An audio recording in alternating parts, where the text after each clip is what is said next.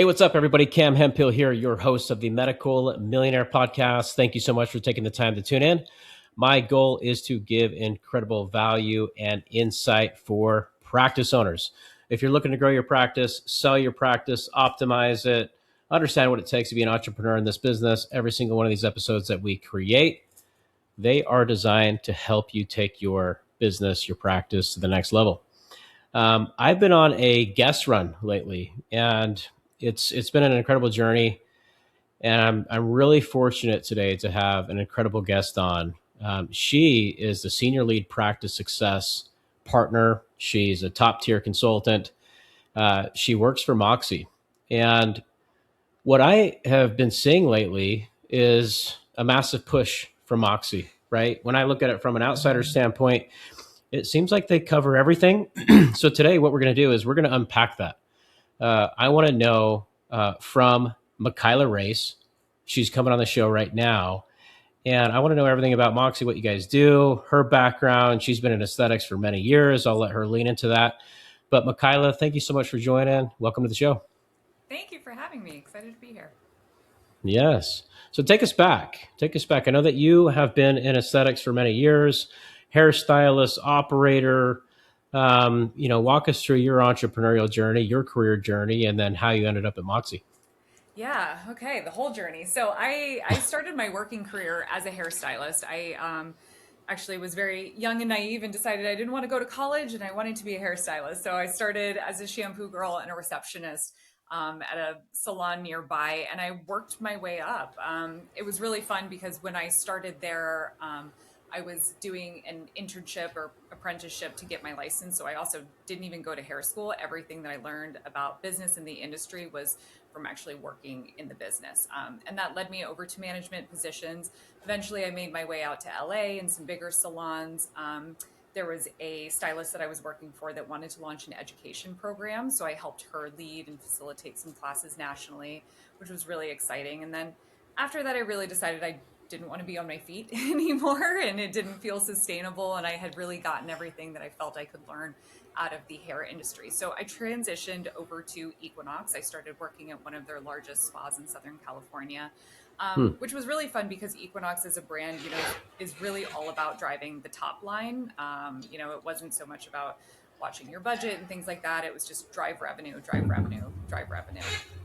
And that was a really, really exciting place to be because it was very unique. We weren't allowed to do marketing or social media. You had to just market within your clients and upsell within that group that you already had. And then COVID happened. I did the good old COVID move and left LA, went to rural Ohio, bought a house on FaceTime.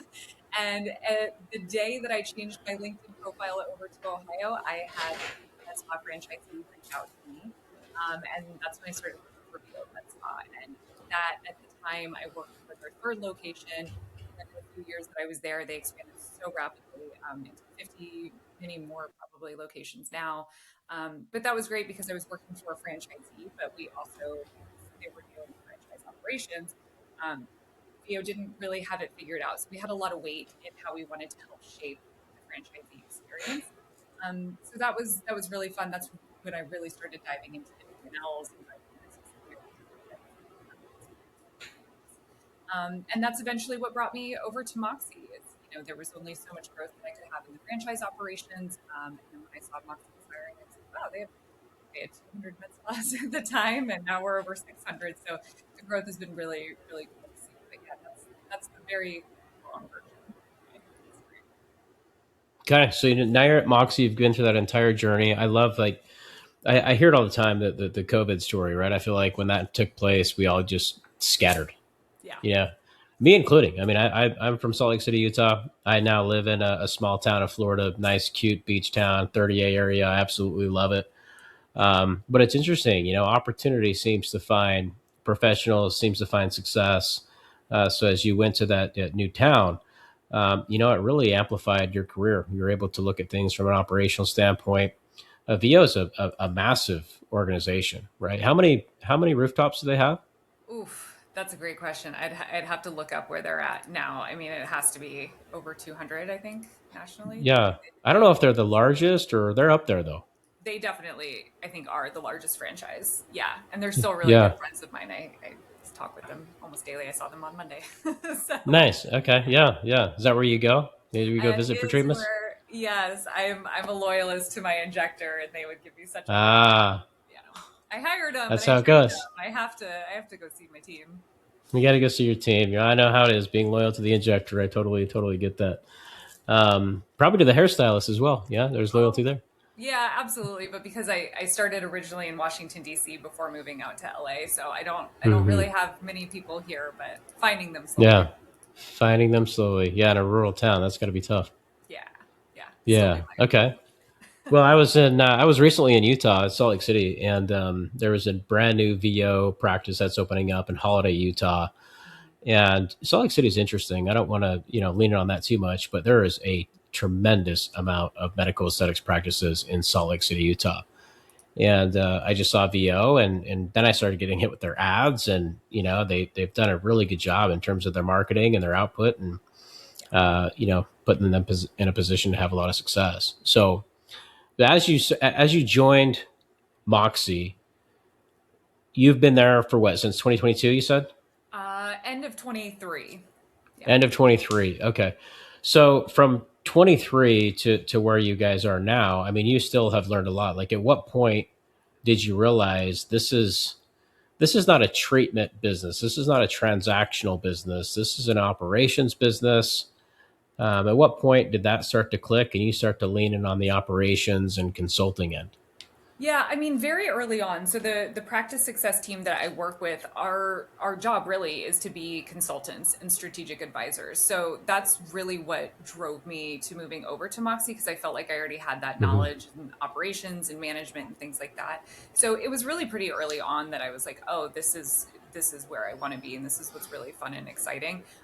It's been really interesting though, because when we started Moxie, most of our providers were trying to get out of hospitals and they knew nothing about aesthetics. And it's Yeah. really hard to not know anything about an industry and, make a total switch and pull the band-aid off and take a leap away from hospitals.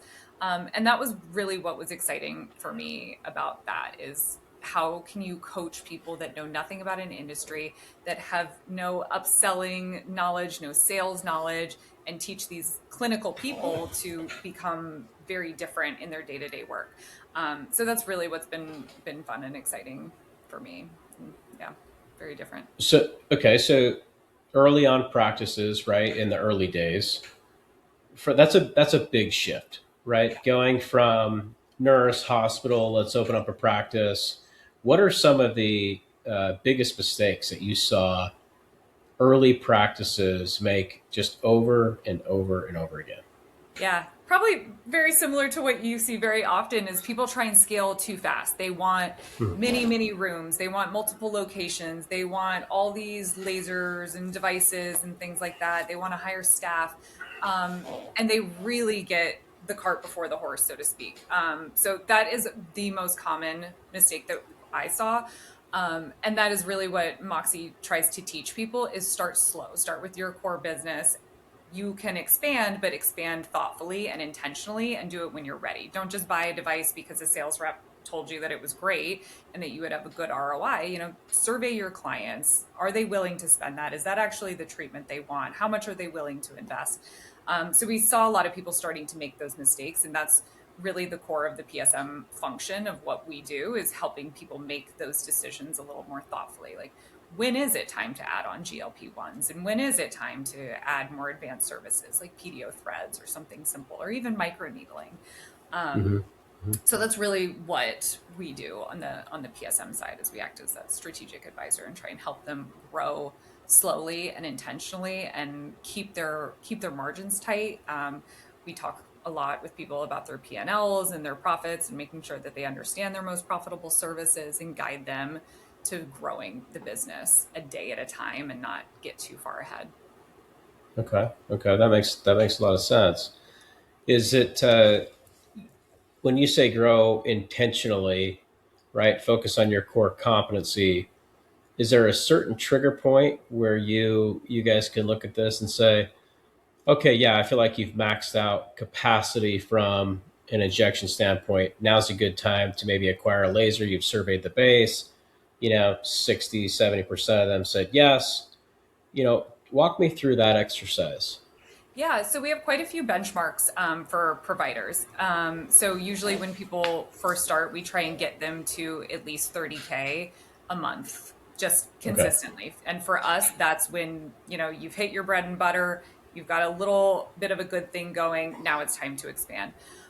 So usually for each level of growth, we have different benchmarks for them of like, what does your utilization need to be in order to hire another injector? Or, what's your revenue per room to feel that you actually are needing a bigger space? What's your package margins, things like that, general profitability as well to help them decide when it's time to buy a laser. So for each stage of growth, we kind of have these benchmarks of like, if this, then that. Hmm. So really depends on where the person is, but everything that we do is guided by industry benchmarks and what their P&L shows, what their utilization shows, what their retention shows. So we have quite a few things that we try and test against to make sure that they are ready for that next step. And we really do try and push them. The good and the bad is that people have autonomy over their business when they are with Moxie. So we have a lot of people that are not ready and that purchase it, and we still get to guide them in how to get that return on their investment. So Okay. there's always that. So would you say your ICP, your ideal customer profile, is somebody that's opening up a practice or somebody that has an existing practice that you can build on? Yeah, I would say, if you asked me that question back in 22 or 23, I would have said it's the person trying to launch their business. But because how we've grown as a company, we've grown Hmm. with our customer base. So for us now, we're working with providers that have really maxed out their potential. They're like, I have 3 rooms or 4 injectors and I want to expand, but I don't know what to do next. Or I want to eventually sell my business and I don't know what acquisition could look like. So those are really more the providers and customers that we're trying to work with because that's really where we provide a ton of value. Okay. Okay. So in the early days, it was more startup. Now it's more alignment, more scalability, more growth. How do you get yourself in a position to generate, longevity, long-term wealth, and looking at more of a benchmark standpoint? Right. Um, okay. So if they're like a 30, let's say take a new practice, for example, if they're, hey, once you get to 30,000, it kind of unlocks this secondary tier. Or if you're at utilization, maybe it's time to hire this injector. Or hey, what's your RPH, or where are you guys at in terms of your revenue per hour per room? Have you guys, I mean, have you honed in on what all those benchmarks are? And so something flags the overall system and says, hey, let's have a conversation, right? Because these are business owners, right? They don't understand. It's really interesting. I've seen so many practices open up, and it's almost like they go off an emotional feeling. I feel like I need the laser. I feel like I need to add the service because Sally Sue down the road also has the service, so I should have the service, Yeah. right? I feel like I need to get a new website because from this marketing company because that practice has this from this marketing company. It's emotion based. So you really help them focus on, well, let's look at the data points and let's see what makes the most sense. Yeah, I mean, we have monthly business reviews with all of our providers where we give them a slide deck on their performance for the last month. We also do quarterly business reviews. We've recently started these practice 360s where we take a very comprehensive look at their business as well and help them decide. But we do have benchmarks for pretty much everything. So if they say, I want to do this, then we can say, okay, well, here's where you should be. Here's where you're Mhm. at. Here's where you're moving towards. But here's where we really want you to be. Or there's the wonderful case of we're doing their monthly business review and we're like, you are maxed out. Here's your options for how we grow next. Do you want to stay where you're at and just maintain stability because maybe there's other factors in your life going on, or you don't want to, grow and you just want to stay the course? Or if you do want to expand, here's what that expansion model is going to look like. And here's what we're going to do over the next 30, 60, 90 days, 6 months, 12 months to be able to get you there. Okay. Okay. Got it. Let's talk about marketing for a second because I know that everyone wants to talk about ads, SEO, patient acquisition, conversion rates. How many patients do I have? It's a tall order for a practice owner, right? Especially somebody that's seeing a tremendous amount of patients per day. Provider owned practices, maybe they have one or two other providers. They're trying to get them busy. It's hard for them to work in the business, right? It's hard for them to work on the business because they're always inside the business, right? And so let's talk about growth systems. What does that actually mean in a med spa? Like, what are some of the non-negotiable systems every practice needs to scale, to look at numbers, to pull out those benchmarks, right? What Yeah. do you guys see from that perspective? I mean, I live and die by everything needs a system. So a lot of people say, I have a really strong consultation process. Like that's wonderful. Does everyone in the practice do the same process? So I am very much of the mindset that in order to grow and in order to scale, you need to take what's working well and systematize it and make sure that everyone's doing it consistently. I think for marketing, a lot of people, specifically for this one, they try and say like, oh, my leads aren't working. And I feel like this all the time is that you don't need more leads, but you need to stop losing the ones that you already have. Customer acquisition cost is always going to be higher than your retention cost. So you need to also lean in on who you have. What's your follow-up process look like? Are you doing annual consultations? Are you reevaluating people consistently? So marketing is definitely a hot take, but I mean, to answer your question, I definitely think everything should have a system. Everything should be unique to you because that is what keeps people coming into your place in such a saturated industry. You need to know what sets you apart. And you really need to just lean on that and systematize it so that you can actually be successful and really scale fast, because otherwise the owner ends up doing everything, or you're constantly coaching and there's no place to point people to say this is the way that our med spa does it and here's why it's Mm-hmm. unique, here's why we're all going to stand behind it and why we're all going to follow the same process. Yeah, I mean, it's hard for a practice owner just to post on social media, and just have the ability to take content, send it to someone. Maybe they can dress it up, look it nice, schedule it, push it out. What captions to use. That's, I mean, and imagine just all the channels. I mean, Instagram, TikTok, YouTube. I mean, you name it, the list goes on and on. Yeah. It's almost like you have to be on all of them. Well, then you need a website, right? Okay, cool. Then you need call to action. Then you need online booking. Well, then you need a CRM. Then you need automation. Then I need an EMR, patient of record. Oh, by the way, I need to order peptides and GLP-1. So I have to have a connectivity to a pharmacy. Okay, cool. I need a treatment plan process. Like, it's a lot, right? It's a very tall order. And so, talk to me more about CRM, lead tracking, process automation, follow up.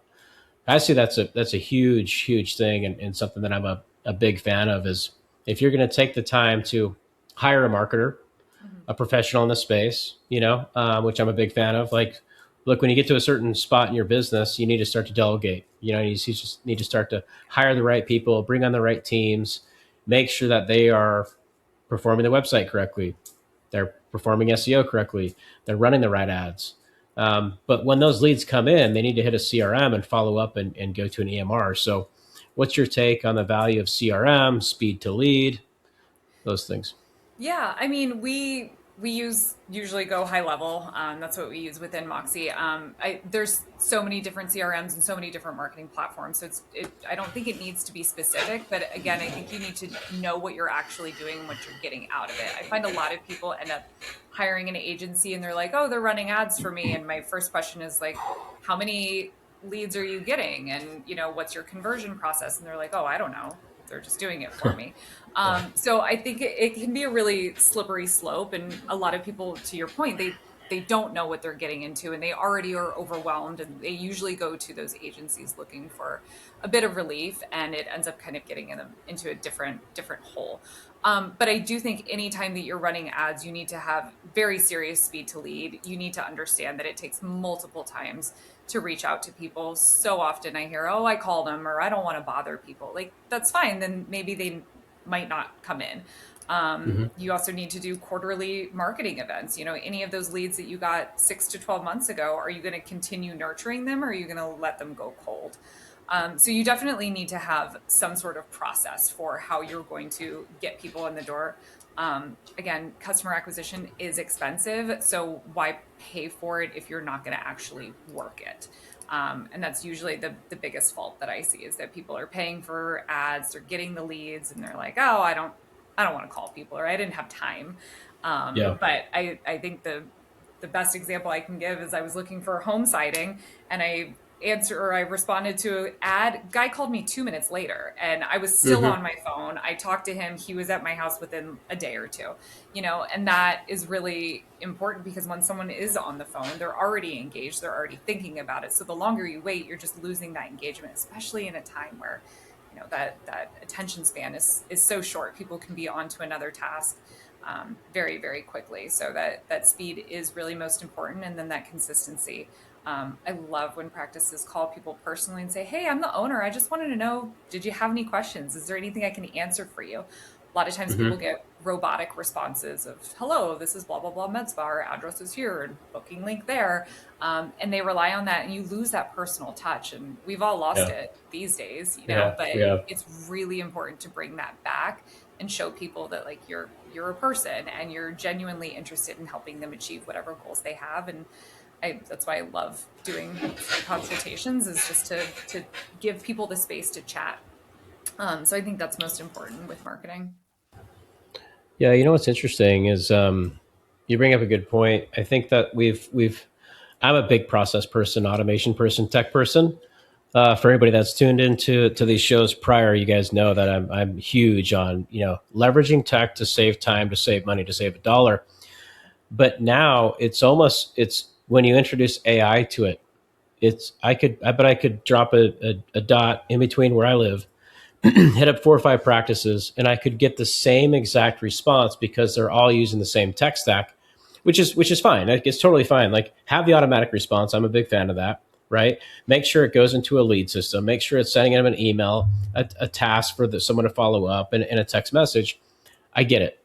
But at the same time, these people also make phone calls, right? Like the potential patient, they do make a phone call. We're not out of that age yet, right? And we actually enjoy talking to someone. So if an AI agent is taking that call today, I am so turned off. I'm going to hang up. Yep. And I may have done a search and you're buying ads on Google, or maybe I'm scrolling through Instagram and I click on it and that's taking me to a lead magnet or whatever, and I can make a click to dial.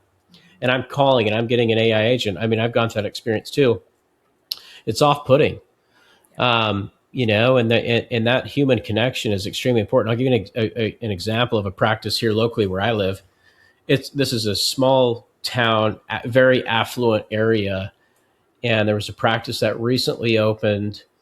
And I was having a conversation with her. I ran into her. Everybody kind of knows everybody here. And she's like, "You won't believe it. My phone does not stop ringing, but I don't have time to get to these people because I'm working with patients all the time." Right. And so I'm like, well, why don't you hire somebody to take those calls or offshore it or however you have to do it? Those are all future bookings, because when they're calling and you're not answering, those are just massive missed opportunities. Or you can have an AI bot that's like, you can tell we're not there yet. Yeah, and I totally agree with you. There's so many places people can utilize tech and AI in their business to relieve their workload, but there are places that you need to have that human experience. And I truly believe it's your consultation and your phone etiquette, and especially for new leads. Those are really the two places that I think, again, to your point, automate the tasks, automate how things come in. But when you start taking the time and actually pick up the phone and call people and get that human connection with people, I do see conversion improve really dramatically, and retention as well. Yeah, I mean, look, I'm just looking at some data reports right now. I'm looking at a practice that I'm an investor in, right? And I can see the call tracking on here. I'm doing this live. I never really do this. But if I was to go look at calls that have come in the last month, I just pulled the report. 2,100 phone calls, like 2,117 phone calls in the last month. Okay. That's a lot. That's a lot of phone calls. How many were missed calls? That's the number I want. Yeah, the number of missed calls. I mean, I'll say it's about 25%. Okay. Yeah. Okay. So I mean, I've seen better, I've seen worse. Yeah. Right. But that phone's ringing, and I can tell you why that phone's ringing is because they're investing in marketing for sure. Right? Their marketing to spend ratio is correct. They have systems, processes, all the stuff. But it just goes to show what my point is the end user, the patient, the lead, the future client, they're still making that phone call. not everybody's filling out a lead form. Not everybody's using the AI chatbot. Not everybody is just clicking on the lead magnet. It's that Google business profile, click a button to make the phone call. I mean, I'm surprised GMB or Google business profile is not charging for that service at this time. Their support's terrible, but it's very valuable real estate. Support. Yeah. Yep. Yep. Okay, so going through the journey a little bit, right? Let's just walk through this. The patient comes in. There's a connectivity with staff, maybe with the provider, depending on the size of the practice. What are your thoughts there? Because an individual that's going to come in and spend $500, $600, $700, $1,000, hopefully see you for 3 or 4 times, 5 times a year. How important is that first impression? How important is that connectivity? Because I'm taking the time out of my day. I could be making money or spending time with my family. I'm coming to see you. It's almost like it's. I look forward to it. Yeah. Patients look forward to it, right? It's a fun event. Yeah. Walk I us through mean, that. patients want to be heard. They want to be seen. So one of the things or many of the things I guess that I coach on though, is that initial experience is the most important thing. And it's not just like, how are you doing in the consultation? It's, are you walking over to someone and greeting them and shaking their hand and making eye contact with them when you first meet them? Because oftentimes I see, oh, Julie, yeah, come on, follow me this way. And someone's halfway down the hall. That's great if you're a hostess at a restaurant, but that is not great if you are trying to get a long-term relationship with this potential patient for you. So I am very big on eye contact, greeting people. I think also in the room, are you mirroring their body language? Are you sitting down? I think when you're standing up and a person's sitting in a chair, that alone for me is a huge no that I see happen all the time. You need to sit down, you need to get eye level. Also, I know you want to chart on your iPad or on your phone or whatever it is, put it down, make a connection with someone. Again, have eye contact. Open-ended questions. I don't think it's always necessarily about what you're asking, but it's about how you're listening and how you're actually connecting with someone. Very often too, we'll see people that will say, okay, you're here for Botox and how many units and have you had it before? And they're not going through what they're doing at home, what they've done before, what else is bothering them. So that comprehensive treatment plan is another huge miss that I see. And that goes into the first impression because people want to trust you. Yeah. But it's a miss for me if I go get a facial at a spa when I'm on vacation and they don't recommend any skincare. They don't ask what I'm doing at home or when my last facial was. So I think all of those details, when you go back and you think about it as if you were the customer, as if you were the patient, as if you were the one taking time out of your day, what do you want to see and hear and feel? And that's where providers often, especially the busy ones, I get it. When you're back to back and you're running, 30, 15-minute appointments, it's really hard to give that experience, but take the time, extend your appointments just a little bit longer, don't run late, but take a little bit more time and get that human connection and really listen to people because they just want to be heard. And that is exactly what's going to build trust, and long-term trust is what you really need to get as far as that first impression. Well, I love that, and I completely agree. I guess my question to lean in on that a little bit more is there's revenue that's missed, right? And let's just make it more broad. From your standpoint, where are practices leaking the most amount of revenue right now? Ooh, there's so many ways. Yeah. I mean, we can talk about profit margins and all of that, but I mean, I see it first in that initial consultation, honestly, because a lot of people will say, or just a new guest visit in general, it doesn't have to be a consultation, but when you're just treating one thing that they came in for or one thing that they're asking about, that for me is the biggest miss that I see just across the board. They get very tunnel vision. They're like, okay, you're here for talks. We're going to talk about talks and that's it. Or you're here for filler and we're just going to talk about that. And you're not going to talk about all of the other things, or weight loss and peptides, or when was the last time you had your hormones checked? Whatever other services you offer, you need to find a way in your initial talk track to hit on all of the things, have it be genuine, but have that sort of natural conversation of here's all the things that I offer. because that's just the easiest place to miss revenue. If you're not telling people what you offer, you don't know if they've been to your website and they've read your entire service menu. Sometimes they just book one appointment, and they don't do a full deep dive, or they just read the Google reviews and maybe they don't know all the services that you have. So I think that's really the biggest miss that I see that people should really start to focus on, is finding a way in every single new patient visit or even returning patient visits, is go back to your entire service menu and have you given them everything available that they could get in order to treat what they're looking to treat. Yeah. Okay. So from your standpoint, how should that? What does a high performing consultation look like? How long should it be? How do they unpack? Because I'm seeing a theme that PAs are doing a much better job than NPs on the consultation. And again, like no judgment based on class. I don't care. Maybe it has to do with schooling. Maybe it has to do with their background. I'm not sure. But to your point, you're saying that's where a tremendous amount of revenue is left on the table. How should they run these? Like, is there a specific time frame? Is there, how do they unpack all the discovery without looking like a salesperson?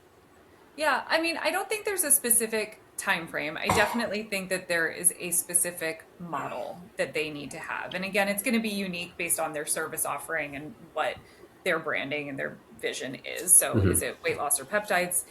All of that I don't think matters. I think you need to have your core pieces. You need to have how you're introducing yourself.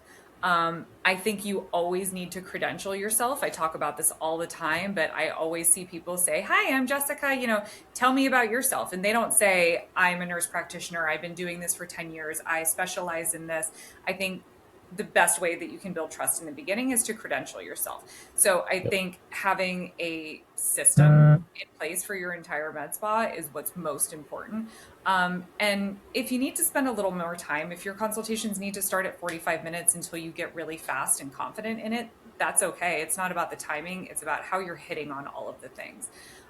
So I think you need to definitely connect with the person, hear what they're there for. You just need to also then go through all of their home care. What have they done before? What are their full goals versus like treatment specific? Like I want broad general statements. I want wrinkles or laxity or and hormone deficiencies or trouble sleeping or whatever it is. But then tie that back into a 6 to 12 month treatment plan. So often people talk about one procedure and here's what we're doing or here's what we're going to start with, and that's great, but we're starting with this, we're then doing this, and then we're ending with this. I think then from there too, it's also the follow-up. Like if there's a call to action or if someone didn't book their appointment, how are you following up with them? That is incredibly important. That needs to all be part of your process. I also really hate when you book a 2-week follow-up just for photos. Like make them get the micro needling that you talked about, like have something on their next visit that they are coming in for. No one wants to take 30 minutes out of their day to come in just to get photos. Like that's great, but give them something, give them some results. So I think, again, just going back to that, systematize it and make sure that you have a process on what you want to talk about. A lot of should be memberships as well, packages, things like that, but have a process of like, these are the 5 things that we need to hit during every consultation or every new guest, and just make that unique to you and your practice. And then you can really start getting a full system in place. The patients love it. If you actually make a plan, treatment plan, unpack everything that's going on in their life, unpacked all the vulnerabilities. I mean, they absolutely enjoy it. They love it because they feel like you care. After all, you are a provider and we're looking for an outcome. I can't tell you how many practices I've been to where it's very transactional versus transformational. Like it's the numbers on my experience from a patient standpoint, I would say is 95% transactional. Yeah. And there's this connection issue where it's almost like, I don't want to sell anything and we don't want to be sold to as patients, right? We don't. But I do want a damn result, right? I truly do. And I want to build trust with the provider. Even from a male standpoint, it's I don't know what it is, but it's even harder. I don't know why. I'm not a female. I can't, maybe that there's an easier bond, but it's almost like, oh, dudes just need a little bit of poke here and a poke there and they're good and send them on their way. It's like, no, I'm actually 40 now and I want to look a lot younger, I do want to build trust with the provider. And so for the listeners out there, guys, I wouldn't underestimate. I'm just going to call them the dudes in this environment. Like you're seeing so many males gravitate towards peptides, GLPs, aesthetics, and social media has really amplified that. We're all on camera now, we're on screen now, and so I wouldn't underestimate that. I would build a treatment plan with those males too, because look, a lot of times when the females come in, they are married, right?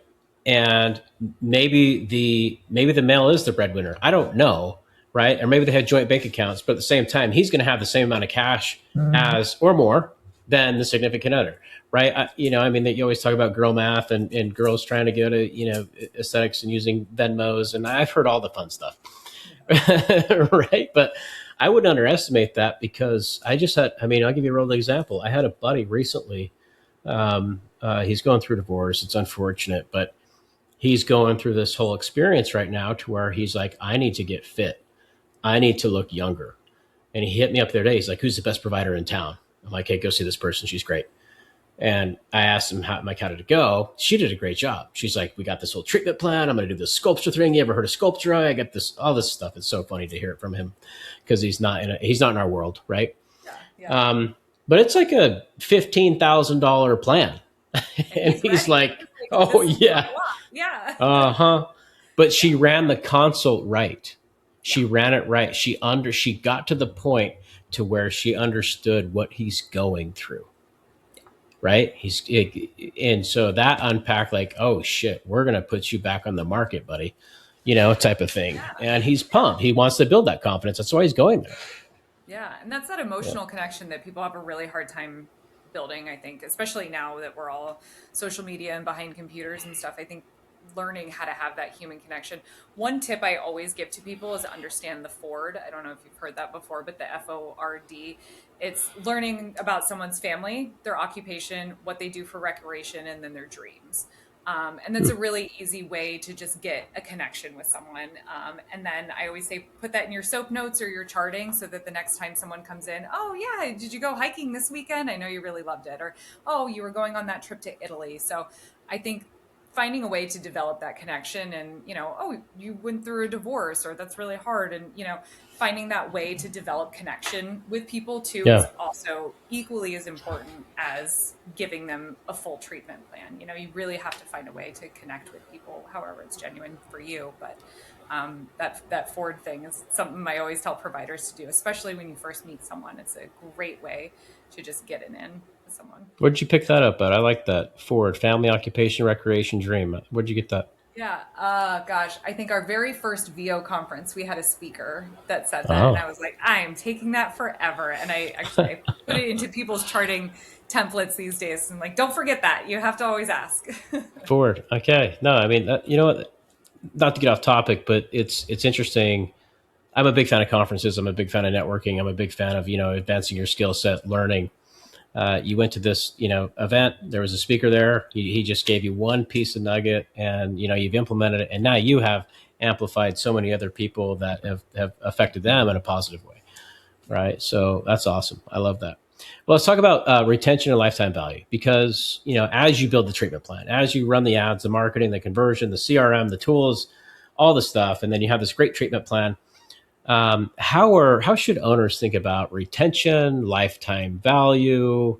How important is that? When I talk about lifetime value, if I'm on stage, or some people look at me and they're like, "Wow, those are numbers I haven't talked about," right? So how can prepare an owner for that conversation? Because every patient is not just worth $550. Right. I mean, retention is the number one metric that I like to look at to tell me if a business is healthy, or if a single injector in that business is healthy.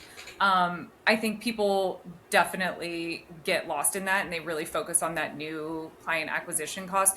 Your retention cost will always be much, much lower than your customer acquisition cost. I think it's like 7x more expensive for new customers than it is for retention.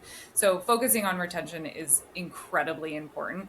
Again, I mentioned this earlier, but like those 2-week follow-ups, The follow-ups are very important, right? The first time someone comes in, they don't know where to park, they don't know who's going to meet them at the front desk. Having multiple visits is the most important. A lot of people also really only look at how many times people are coming back, and they want to make sure that they're coming back once. I always challenge people, how many of your patient base is coming back 3 times annually? That is your real retention rate. One visit, great. 2 visits, great.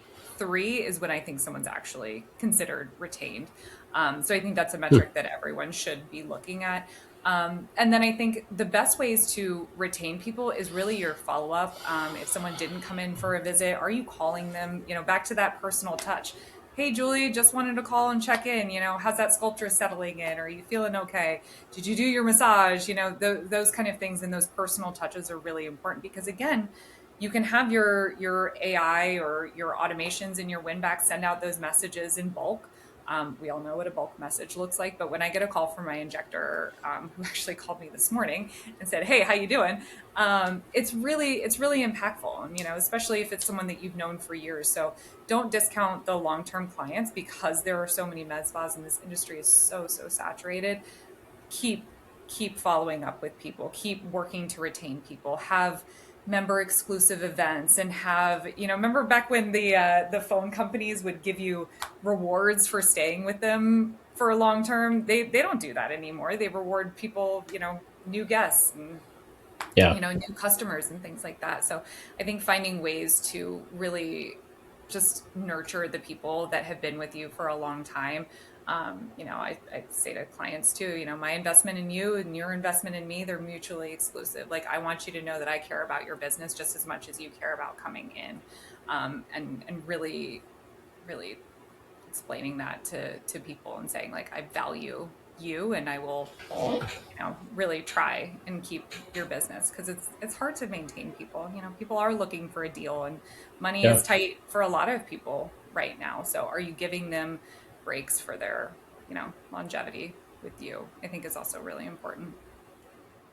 It's whether you want to admit it. I mean, money is always a something that they have to factor in, right? Yeah. It's I mean, depends on how much you make and what you have, and you got to exchange value for a dollar. Like, it's always whether they can pull it out of the consult or not.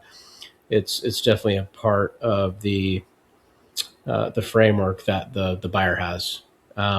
So I completely agree there. What from an operator standpoint or a provider standpoint, turning into an operator, right? Is there something that you see that takes place there where you have a new practice you're working with, for example, and they're provider mindset driven, which is fine. How do you get them to an operator? Mm, slowly. Very So, slowly and very yeah. mindfully. Usually that are people in that position, I try and work with them weekly, because it takes a lot to pull people out of being a provider. I think there's pieces of it where you want to maintain that, especially when it comes to hiring new employees and onboarding new employees. But so many people are really, really good at being the provider, and they don't know how to turn that into a process.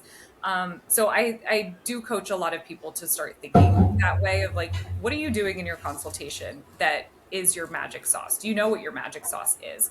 And then usually I will start to build a little system for them and kind of show them, like, this is how you need to think about it. But it's all dialed into, again, those processes. Do you have a process for everything? Um, I usually will tell people to start with a CEO day.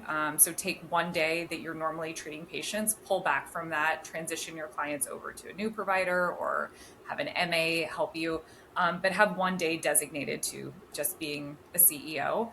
And what do we need to do this month? It's going to look a little different than what we're going to work on next month, but this month, what are we going to focus on? Is it your P&Ls? Is it your ordering and your inventory? Do you have a budget sheet? Are you trying to hire new staff? And what does your staff onboarding look like? Do you have a handbook? It's a lot if you try and throw that all at people in one day, or honestly, even in 3 months. It's way too much. So I do try and do weekly coaching sessions with people that are in that position, and I try and take it a day at a time.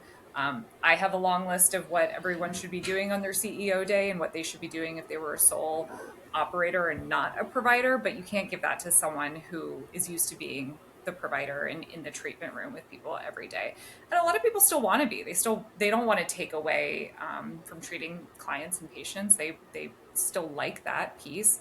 Mhm. So there's definitely a fine balance. And it's just, it's the same way that we teach them to coach their clients. Yeah. You got to do it a day at a time. You got to do it a little slowly. Dip your toes in the water. We'll get there.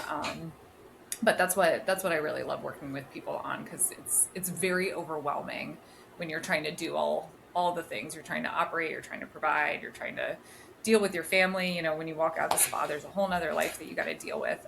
So we try not to add stress to people. We try and alleviate stress by giving them the tools and the systems and the processes that will help them grow long term and really be able to scale their business.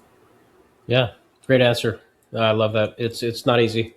Slowly. I think it's just making progress every single day, right?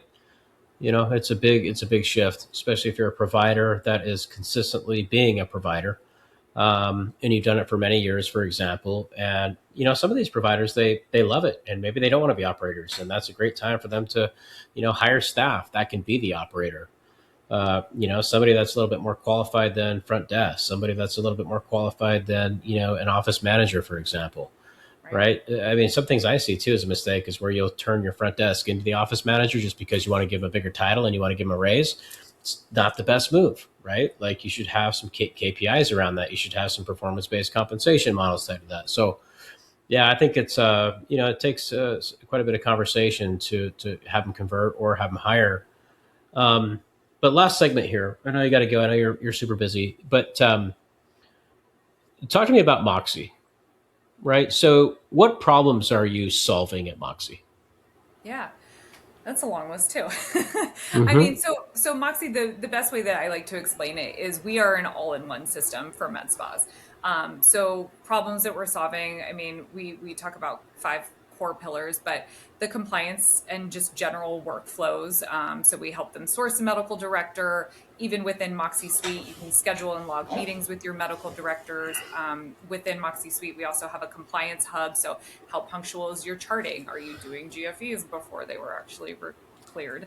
Things like that are all within the system. We also have bookkeeping within Moxie Suite as well, so we can see their P&L in real time. So you need your CPA and filing taxes still, but a lot of people don't have visibility into it, or they're filing their taxes or meeting with their CPA once a year and whenever they decide to close their books. But Yeah. their practice success team can see that in real time. So we can go into someone's Moxie Suite right before a meeting and say, like, wow, you really overspent on, this pharma company this month. What's going on? What are you prepping for? We also do marketing support. So we will run ads for you. We have a complimentary CRM, use Go High Level. But that's also event support, it's SEO, those win back campaigns. And then again, the practice success team is another huge core pillar of our service offering. There's lots of people that have an EMR, and then there's lots of people that also have a business consultant. But with Moxie, you get both, and that's all included.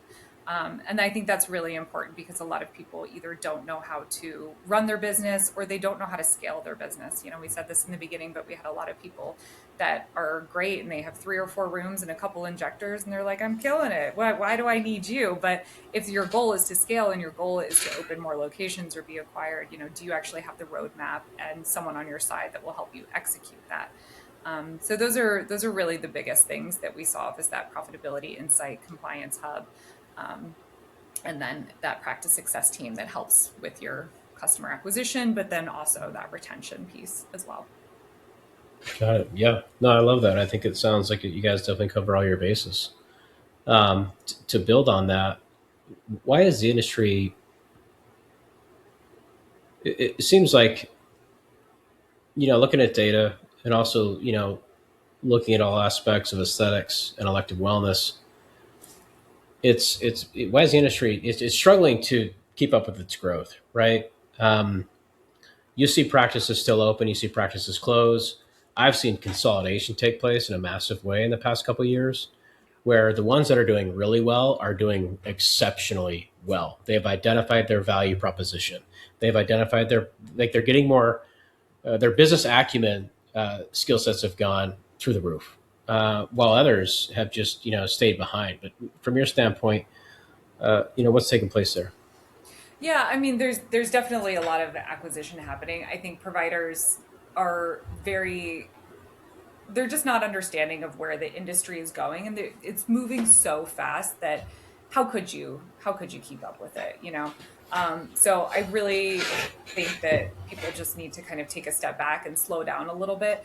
What we really try and focus on is getting people out of that reactive mode and into something that's like really structured and scalable. A lot of people are trying to piece things together, and that fragmentation is like really what's slowing them down. So we try and simplify their growth strategies. But I think the ones that win also are, they're not the ones that are working the hardest, right? They're the ones that have systems built. They're going slowly. So I think that's, it's just moving so fast that people really have to figure out if this industry is right for them, if they have the tools that they need, and what's going to set them apart in an industry that's just so oversaturated. And there's a lot of bad actors out there. Yeah. There's a lot of practices that aren't doing the right things, and you really just have to understand what makes you different and just stay the course. I see a lot of people try and change their branding or change their service offering, and that just tells me that they don't have an identity. So definitely find your identity, find what makes you different in the industry, and just stick to that and have trust in that, and you'll get the client base that's right for you. Yeah, see the same branding, identity. Jumping from agency to agency, switching from EMR to EMR. This one's better. They go to a conference. That one's better. Let's buy this laser. It's almost like they're thinking so quickly instead of taking a step back and analyzing. What really truly is the importance of it. And so I guess for the audience, you guys, if you're in that situation, focusing on your identity. What is your identity? Who are you? Who is your ideal customer profile, right? And hone in on that and be true to who you are, right? And have a good system and process and team in place, and that'll help you get yourself in a position to scale. So, Mikyla, I guess last question for you would be, where do you see aesthetics going in the next 3 to 5 years? I mean, you definitely touched on it with a lot of private equity and mergers and things like that. So I see a lot of consolidation of med spas happening. I see a lot more franchises happening as well. But within the individual practice, I see so much wellness. I see so much peptides, GLP-1s. Like it's so interesting because I remember when filler was a taboo and people weren't talking about it, and then weight loss was a taboo and people weren't talking about it, and now it's like this is for everyone. So I think what I'm seeing most is people are really interested in that wellness, and they're interested in that regenerative medicine. They're not looking for the quick fix. They want long term. They want inside out wellness. Yeah. And not so much of that outside in. I think fillers definitely going down. We're seeing that in the trends, of course. And just wellness and peptides are going up because people are interested in living longer and living healthier. And that is part of aesthetics. And I think a lot of aesthetics providers are missing that in their service offering and really should consider adding that in, because that can really help retain people long term and give them such joy in their lives that they may not know. Yeah. Like a lot of people don't know their hormones are off balance, but if you can be the one to show that to them and help support them and give them this lifestyle change, like that's a long-term relationship. Like I would stay with that provider that called that out for me and fix those issues for me, for life. So I think things like that are really important and really impactful and can really help grow your business. Yeah, that's a big deal. I mean, that's a huge deal, making somebody feel better. I mean, from the hormone standpoint, it's huge. So healing from the inside out, outside in, hitting it from two facets. It's hard on the education part. I see people that have been in aesthetics for so long, they're having a hard time getting into the wellness. Some are doing better than others, but some are really struggling because um, they are not quite educated on it. They don't understand it. They don't want to offer it. And I have a ton of respect for them. I'm like, look, you need to study it. You need to understand what it is. You need to have a process. Brings me to my next point, like reach out to some of your colleagues. So for you guys tuning in, reach out to your colleagues that are actually doing a great job, and I'm sure they want to help you, and you guys can obviously give value exchange there. So, well, it's been a wonderful conversation. Thank you so much for joining. Thank you so much for your time. If people want to connect with you, where is the best place for them to go? Yeah, with me, social media, my handle is at scaleitbabe. And then outside of that, within Moxie, we have Scale Society, which is a complimentary platform as well, where we have a ton of webinars, and we're trying to build the largest aesthetics group in the country. So it is open to everyone. You don't have to be a Moxie provider, but Scale Society is great. And then on Instagram, Scale It Babe. All right, Scale It Babe. I officially follow you. You guys go follow her. She's on Instagram. She's an incredible guest that we've had on. Obviously has a tremendous amount of value when it comes to helping the aesthetic specialty. So there you guys have it. My only ask here is that you guys share the episode, rate it, share it. I'm sure somebody that is tuning in needs to hear it, a colleague, a business partner, an injector, provider, staff member, everything from that regard. So thank you so much for your time. Until next time, happy injecting.